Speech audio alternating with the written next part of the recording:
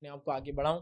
تو دیکھیے یہ دونوں چیزوں کا تعلق ہمارے خالق کی محبت سے ہے, ہمارے پیدا کرنے والے کی محبت سے ہے, جس کی میں جیتی جاگتی مثال صحابہ کی زندگی دوں گا. صحابہ جب اللہ کے رسول صلی اللہ علیہ وسلم پر ایمان لائے تھے تب ان پہ نماز فرض نہیں تھی, لیکن یہ بات طے ہے, روایتوں میں یہ بات بالکل موجود ہے کہ صحابہ دو نمازوں کو دو رکعت کر کے پڑھا کرتے تھے, سورج نکلنے سے پہلے اور ڈوبنے کے بعد کسی حصے میں پڑھتے تھے. نبی اکرم صلی اللہ علیہ وسلم پہ تو نبی بنتے ایک نماز فرض ہو گئی تھی, وہ تھی رات کا قیام, تو آپ تو رات میں پڑھا کرتے تھے.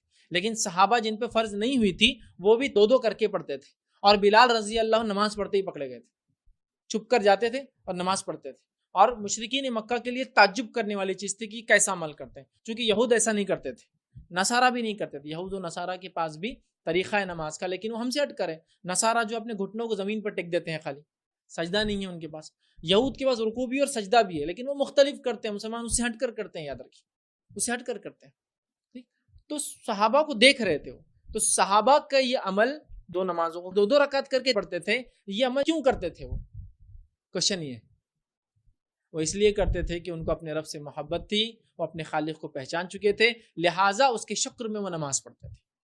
اس کے بعد صحابہ جب نماز ملی تو نماز کے واقعے کیا بولتے ہیں, نماز کا کیا ملا؟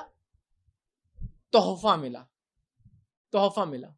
تو صحابہ آلریڈی نوافل پڑھ رہے تھے, جستجو میں لگے تھے, اور وہ امید کر رہے تھے کہ ہم پر نماز کاش کی فرض کر دی جائے. پہلے سے پڑھ رہے تھے, وہ نفل پڑھ رہے تھے. تو جب نبی اکرم صلی اللہ علیہ وسلم معراج گئے اور معراج سے آئے تو صحابہ بڑے خوش ہوئے کہ کیا ملا ان کو؟ نماز کا تحفہ ملا. وہ پریشان نہیں ہوئے, کیوں تو اب ان کو ان کے رب کا شکر ادا کرنے کا ایک طریقہ فرض کی شکل میں ملا تھا, جو وہ 5 وقت کر کے, جو ان کے رب نے ان پر احسان کیا, ان کے اندر ایک نبی بھیج کر جس سے وہ اپنے خالق کو پہچان سکے اور اپنی آخرت کو بنا سکے, وہ شکر میں جو ہے اس فرض کو ادا کر رہے ہیں.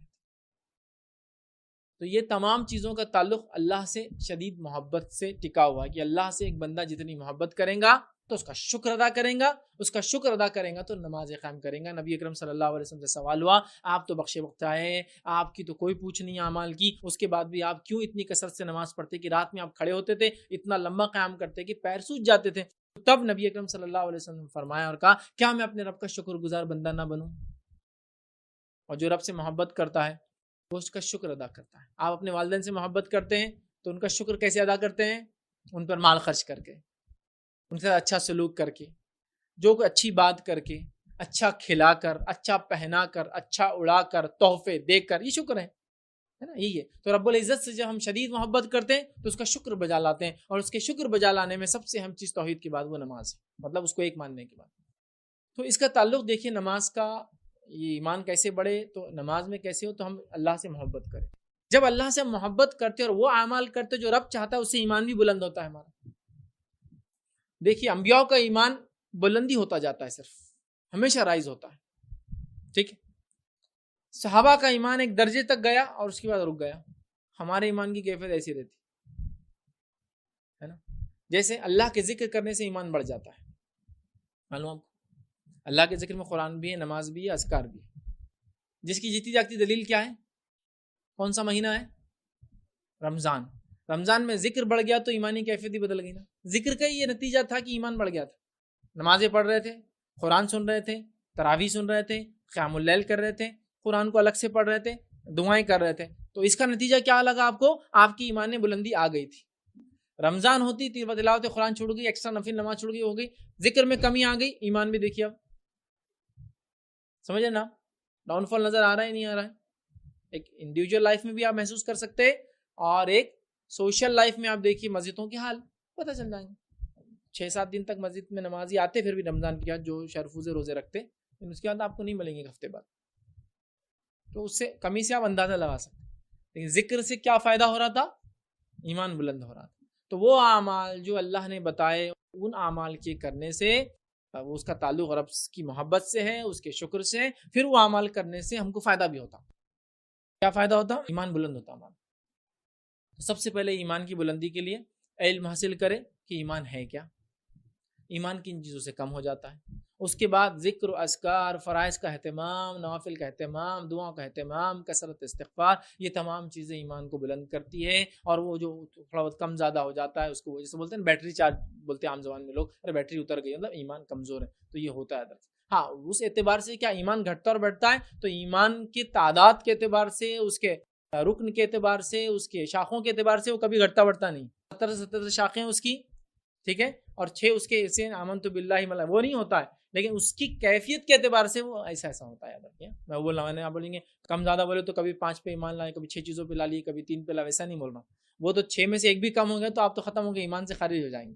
وہ تو ہے، لیکن وہ جو کیفیت کے اعتبار سے ہوتا ہے نا کہ ایمانی کیفیت ذرا کمزور دکھ رہی، کوئی مصیبت آ گئی تو جلدی پریشان ہو جا رہا، آپ نماز کو دل نہیں لگ رہا، محبت میں کمی آ گئی شدت سے، آپ شکر گزار بندے نہیں بن رہے اور آپ وہ کام نہیں کر رہے جس سے ایمان بلند ہوتا ہے. پھر آپ واقعات پڑھیے، اللہ رب العزت کے احسانات کو دیکھیے، اس نے نعمتیں جو دیکھیے، پھر انشاءاللہ عزیز آپ کو نماز میں بھی دل لگیں گا، دل اور زیادہ پڑھنے کو بلیں گا، شکر ادا کریں گا اللہ تعالیٰ کا انسان. اور ایمان کی بلندی کے لیے اعمال کا بھی ہونا ضروری ہے. دونوں جڑے ہیں، ایمان لاؤ اعمال کرو تو بھی اچھا ہے، اور اعمال کرنے سے بھی ایمان کی طرف معاملہ رغبت ہوتا ہے. تو علم حاصل کرو، سب سے پہلے ایمان کیا ہے، وہ چیزیں جو ایمان کو کمزور کرتی ہے اس کا علم حاصل کرو، تاکہ وہ کمزور ایسی کوئی چیز تو نہیں کرے اس ایمان کمزور ہو رہا ہے. اور اس کے بعد خوب عبادتیں ہم کریں، شکر گزار بندے بنے، اللہ سے محبت کرے، تو انشاءاللہ ایمان بھی بلند ہوتا ہے، اور ساتھ میں نمازیں وغیرہ کی بھی انشاءاللہ عزیز پابندی. صحابہ نے اس معاملے میں عقیدہ رکھا. آگے آئیے، اب فرشتوں کے جسمانی اوصاف کی طرف چلتے ہیں. فزیکل کیریکٹرسٹکس جو ان کے کتاب اور سنت میں بتائے گئے، کیسے رہتے ہیں، کیسے دکھتے ہیں، کیا معاملات ہیں، وہ دیکھیں گے. پھر اس کے بعد دیگر 4 حصوں میں نے تقسیم کیا اس درس کو. 4 چیزوں میں سے پہلا حصہ ہے جسمانی اوصاف، فزیکل کیریکٹرسٹکس فرشتوں کے تعلق سے، جس میں سب سے پہلی چیز تو یہ ان کی پیدائش.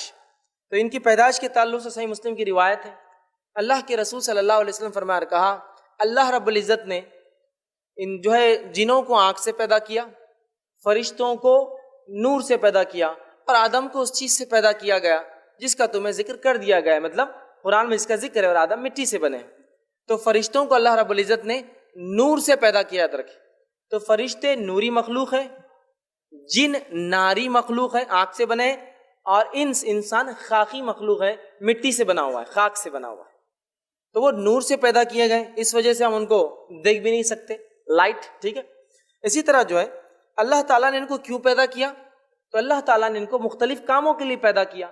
جیسے کہ ہم جانتے ہیں بہت سارے فرشتے، بارش برسانے کے لیے کچھ خاص فرشتے ہیں، زندگی جو روح پھونکتے ہیں خاص فرشتے ہوتے ہیں، روح نکالنے کے لیے خاص فرشتے ہوتے ہیں، نام اعمال لکھنے کے لیے خاص فرشتے ہوتے ہیں، جنت کو سنبھالنے کے لیے خاص فرشتے، اور ان کے لیڈر سردار بھی ہے، جہنم کو جو ہے لوگوں کو پھینکنے اور دہکانے کے لیے خاص فرشتے ہیں. تو اللہ نے ان کو کچھ مخصوص کاموں کے لیے پیدا کیا، نور سے پیدا کیا.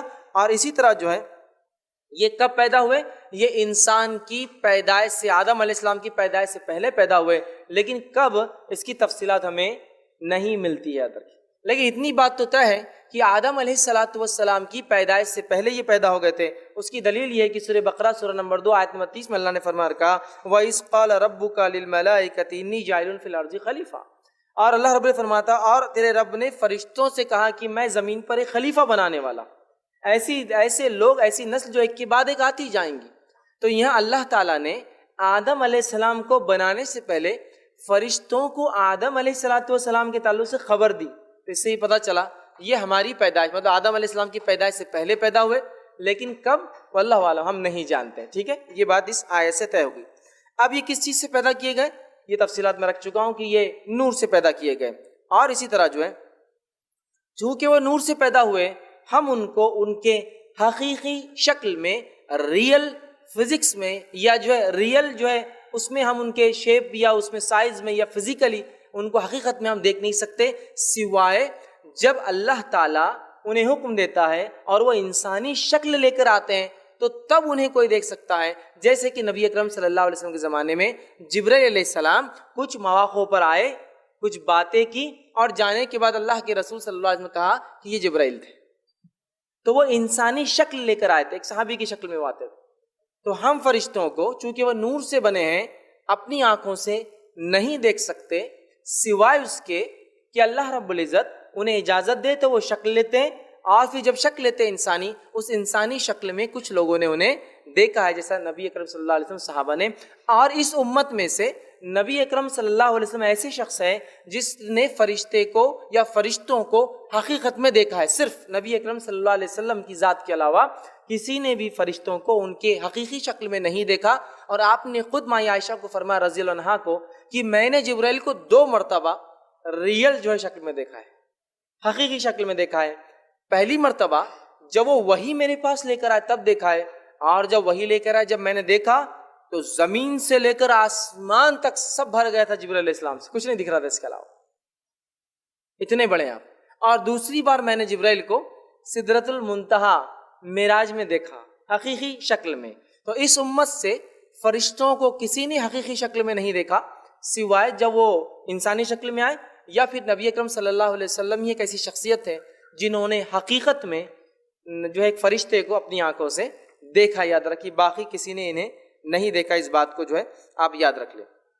اور جو روایت میں نے آپ کو بیان کی کہ میں عائشہ کو اللہ کے رسول فرمایا میں نے جبرائیل کو جب دیکھا, تو روایت کے الفاظ اس طرح سے, صحیح مسلم کی حدیث ہے کہ یہ بہت بڑے ہوتے ہیں. جبرائیل علیہ السلام کے تعلق حدیث میں عائشہ فرماتی ہے کہ میں نے آپ سے فرمایا میں نے انہیں 2 مرتبہ دیکھا.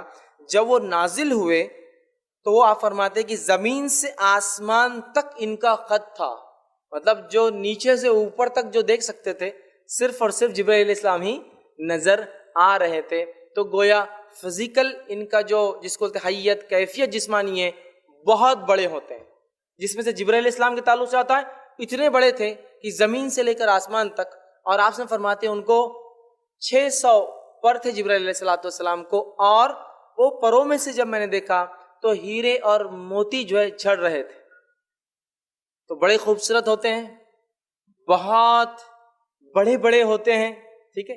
اور اسی طرح سے جو ہے کوئی انسان لیکن اپنی آنکھوں سے انہیں نہیں دیکھ سکتا, یاد رکھیں. اسی طرح ابو داؤد کی روایت ہے, جابر بن عبداللہ رضی اللہ عنہ فرماتے ہیں اور کہتے ہیں رسول اللہ صلی اللہ علیہ وسلم فرمایا کہا مجھے اجازت ملی جب میں معراج گیا تو مجھے اجازت دی گئی کہ عرش کے جو فرشتوں نے 8 جو عرش کو اٹھائے ہوئے ہیں ان میں سے ایک فرشتے سے بات کرنے کی مجھے معراج میں اجازت ملی. آپ نے کیا فرما رہے, میں جب معراج گیا تو مجھے عرش کو جو فرشتے اٹھائے جن کی تعداد 8 ہیں, ایک فرشتے سے مکالمہ بات کرنے کی اجازت ملی. تو آپ نے فرمایا جب میں نے اسے دیکھا تو اس فرشتے کی کان کی لو, ایئر لوب, کان کی لو سے لے کر کاندھے تک کا فاصلہ ایک پرندے کے اڑنے کے 700 سال کے برابر تھا, 700 ایئرس. کان سے لے کر کاندھے تک کا فاصلہ اس ایک فرشتے کا جو اللہ کے عرش کو اٹھائے ہوئے, سبحان اللہ, کان سے لے کر کاندھے تک 700 سال اگر پرندہ اڑے تو اس کے برابر ڈسٹنس کور ہوگا جو اس کے کان سے لے کر کاندھے تک تھا. میں نے تھوڑا سا حساب کتاب کیا اس کو دنیاوی اعتبار سے.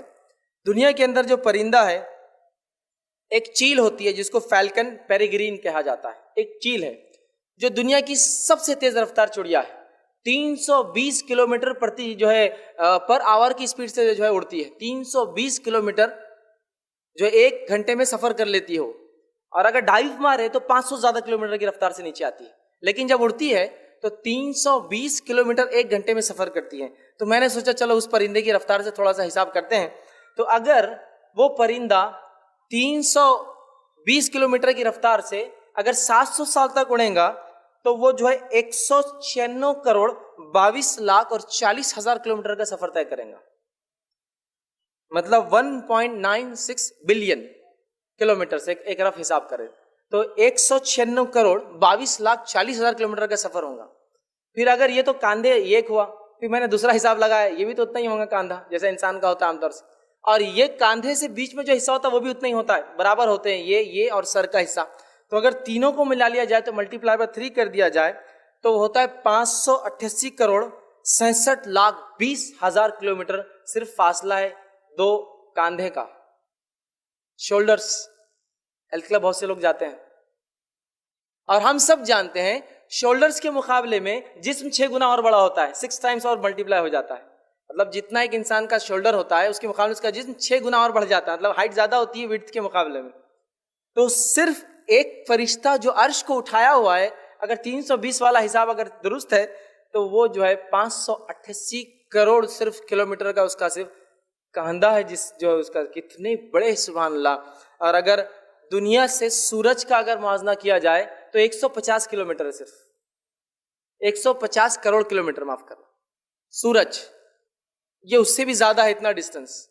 اور دنیا کی سب سے اونچی عمارت 800 میٹر کی ہے، صرف 800 میٹر، 1 کلومیٹر کی بھی نہیں ہے وہ، برج خلیفہ دبئی میں 800 میٹر. ٹھیک ہے، اب اندازہ لگے 800 میٹر کیا ہوتا ہے. یہاں سے سورج کا فاصلہ 150 جو ہے کروڑ کلومیٹر کیا ہوتا ہے، اور صرف ایک کاندھا جو ہے 588 کروڑ جو ہے کلومیٹر صرف چوڑا ہے، اور وہ ایک فرشتے کا صرف کاندھے کا ہی سائز ہے. سبحان اللہ، تو بہت بڑے ہوتے ہیں، ان امیجنیبل سمجھو ان کی ہائٹ ہوتی ہے، مطلب ہم اندازہ نہیں لگا سکتے ان کی کیفیت اور حیت کا، فزیکل سٹرکچر کا. یاد رکھیے. تو پھر آپ سے فرماتے ہیں مجھے ایک فرشتے سے بات کرنے کی اجازت ملی، اور جب میں نے اس سے بات کی تو اس کا یہ فاصلہ صرف کان سے لے کر کاندھے تک 700 سال کی ایک پرندے کی مسافت جو طے کرتا اتنا اس کا فاصلہ تھا. تو اس سے اندازہ بہرحال ہوتا ہے کتنے بڑے بڑے ہوتے ہیں. اسی طرح جو ہے یہ جو ہے پر بھی ہوتے ہیں ان کو. اللہ رب العزت سورہ فاطر سورہ نمبر 35 آیت نمبر 1 میں فرماتا کہتا ہے، اور اس آیت کا ترجمہ اس طرح سے ہے: اس اللہ کے لیے تمام تعریفیں جو ہے سزاوار ہے، لائق اور زیبا ہے، جو آسمان اور زمین کا جو ہے پیدا کرنے والا ہے، اور جس نے 2 3 اور 4 پروں والے فرشتوں کو جو ہے اپنا پیغمبر جو ہے بنانے والا ہے. مخلوق میں سے جو چاہے زیادتی کرتا ہے، اور اللہ ہر چیز پر قادر ہے. تو یہاں کا اللہ نے فرشتوں کو بنایا، پر ہوتے ہیں 2 3 4 اس سے زائد بھی، اس لیے کہ جبرائیل علیہ الصلوۃ والسلام کے تعلق سے حدیث میں آتا ہے کہ ان کو 600 پر تھے، 600 ونگس. یاد رکھیں. تو فرشتوں کی فزیکل کیفیت میں یہ بھی ہے، جسمانی کیفیت میں، اوصاف میں ان کو پر ہوتے ہیں، بہت بڑے ہوتے ہیں، نور سے اللہ رب العزت نے ان کو پیدا کیا ہے. اسی طرح فرشتے بہت خوبصورت ہوتے ہیں، یہ بہت خوبصورت ہوتے ہیں. جیسے کہ میں نے کہا آپ صلی اللہ علیہ وسلم جبرائیل علیہ السلام کو دیکھا 600 پر تھے، اور پروں میں سے ہیرے اور موتی ان کے جھڑ رہے تھے. یہ بہت خوبصورت ہوتے ہیں. اس کی دلیل یہ بھی ہے کہ یوسف علیہ الصلوۃ والسلام کا واقعہ یاد کیجئے. جب اس عزیز مصر کی بیوی پر لوگوں نے کہا کہ کیسی عورت ہے، اپنے غلام پہ بری نظر ڈالی، تو اس نے یوسف علیہ الصلوۃ والسلام کو بلایا، ساری دوسری عورتوں کو بٹھا دیا ہاتھ میں چھری دے کر، اور یوسف علیہ السلام سے کہا یوسف گزر جاؤ. یوسف علیہ الصلوۃ والسلام جب گزرے تو ان عورتوں نے جو سبزیاں کاٹ رہی تھی کیا کہا؟ اللہ نے اس بات کو قرآن میں دہرایا، اور اللہ فرماتا ہے وَقُلْنَا حَاشَا لِلَّهِ مَا هَٰذَا بَشَرًا إِنْ هَٰذَا إِلَّا مَلَكٌ کریم. تو اللہ رب العزت فرماتا ہے ان عورتوں نے جب یوسف علیہ السلام کو دیکھا تو کہا کہ یہ تو کوئی انسان نہیں ہو سکتے، یہ تو جو ہے کوئی بزرگوار فرشتہ ہے. تو اس قول سے پتہ چلتا ہے کہ فرشتے خوبصورت ہوتے ہیں. اسی لیے جب یوسف علیہ الصلوۃ والسلام کو ان عورتوں نے دیکھا تو کہا یہ تو کوئی فرشتہ ہے، بزرگوار فرشتہ. تو اس سے پتہ چلا وہ بہت خوبصورت ہوتے ہیں. یاد رکھیے. اسی طرح جو ہے یہ کھاتے اور پیتے نہیں ہیں، جس کے تعلق سے اگر واقعہ پڑھنا ہے تو جو ابراہیم علیہ الصلوۃ والسلام کے پاس فرشتے آئے تھے، ان کو خوشخبری دینے اسحاق علیہ السلام کی، اور یہ بتانے کہ قوم لوط کے ساتھ کیا ہونے والا ہے. ان فرشتوں کا واقعہ سورہ زاریات سورہ نمبر 51 آیت نمبر 24 سے لے کر 28 میں اللہ نے بیان کیا، جس میں جب ابراہیم علیہ الصلوۃ والسلام نے ان کو ایک بچڑا پیش کیا ذبح کر کے، تو انہوں نے اس سے انکار کر دیا کھانے سے. تو اس سے پتہ چلا فرشتے کھاتے اور پیتے نہیں ہیں. اسی طرح وہ مذکر اور مؤنث نہیں کہلائے جا سکتے، ان کا جینڈر ہم نہیں کہہ سکتے کہ وہ میل ہے یا فیمیل ہے، چونکہ وہ ایک ایسی دنیا میں ہے جن کے تعلق سے ہم نہیں جانتے. ہاں ہماری دنیا میں تو میل فیمیل جیسی چیزیں ہوتی ہیں، مذکر مؤنث جینڈرز ہوتے ہیں، لیکن ان کے تعلق سے کسی جینڈر کا ہم تصور نہیں کر سکتے، اس لیے کہ کتاب و سنت میں ان کی کوئی جینڈر کی تفصیلات نہیں دی ہے. اسی طرح جو ہے اللہ کے دیے گئے کام اور عبادت کرتے ہوئے کبھی تھکتے نہیں. کبھی اللہ نے جو کام دیا، جو عبادت دی، اس کام کرنے سے کبھی تھکتے نہیں ہیں، جس کا تذکرہ اللہ نے سورہ انبیاء سورہ نمبر 21 آیت نمبر 20 میں فرما رکھا یسبحون اللیل والنہار لا یفترون، کہ وہ صبح اور شام اللہ کی تسبیح بیان کرتے ہیں اور سستی نہیں کرتے. تو اللہ نے اگر کسی کو تسبیح دی تو وہ صبح اور شام تسبیح کرتے ہیں، اور کبھی تسبیح کرنے میں نہ سستی کرتے ہیں اور نہ ہی تسبیح کرنے سے وہ کبھی تھکتے ہیں. یاد رکھیے. اسی طرح جو ہے جو ہے اسرافیل علیہ السلام کے تعلق سے جو آتا ہے، جو کہ ایک فرشتے ہیں، حدیث میں آتا ہے اللہ کے رسول صلی اللہ علیہ وسلم فرماتے ہیں کہ اسرافیل علیہ السلام کو جب اللہ نے بنایا اور بنا کے ایک کام نہیں دیا کہ سور پھونکنا ہے، تو آپ وسلم فرماتے ہیں ان کا منہ سور کے قریب ہے. سور کو ایک بجنے والی چیز ہے جو سینگ کی طرح ہوتی، پیچھے چھوٹی آگے بڑی، اور جو ہے وہ منہ نزدیک ہے، اور نظر اللہ رب العزت کے عرش کی طرف ہے کہ کب اللہ حکم دے دے اور مجھے پھونک مارنا پڑے. اور جب سے پیدا کیے گئے تب سے کھڑے ہیں، مطلب جب سے دنیا بنی تب سے کھڑے لے کر قیامت تک کھڑے رہیں گے اور ایک بار بھی پلک نہیں ماریں گے، چونکہ ہو سکتا ہے رب کا حکم آ جائے. کیسے کام کرتے اللہ کا؟ کہ جب سے بنے کھڑے ہیں، سور کے قریب منہ ہے، اور جب سے بنے ہیں تو قیامت تک اللہ کے عرش کی طرف ٹیڑھی منڈی کر کے دیکھ رہے ہیں اور پلک بھی نہیں مارتے ایک بار بھی. سبحان اللہ. تو اللہ نے جو کام دیا، نہ کرتے ہوئے تھکتے ہیں، نہ کسی قسم کی نافرمانی کرتے ہیں.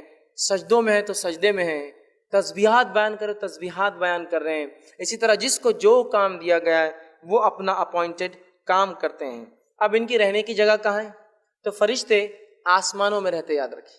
اس لیے کہ جب بھی فرشتوں کا تذکرہ آتا ہے، اترنے کے لفظ قرآن میں آتے ہیں. فرشتہ اترا مطلب اوپر تھا، کبھی اوپر تھا مطلب آسمان میں. تو فرشتے آسمانوں میں رہتے ہیں.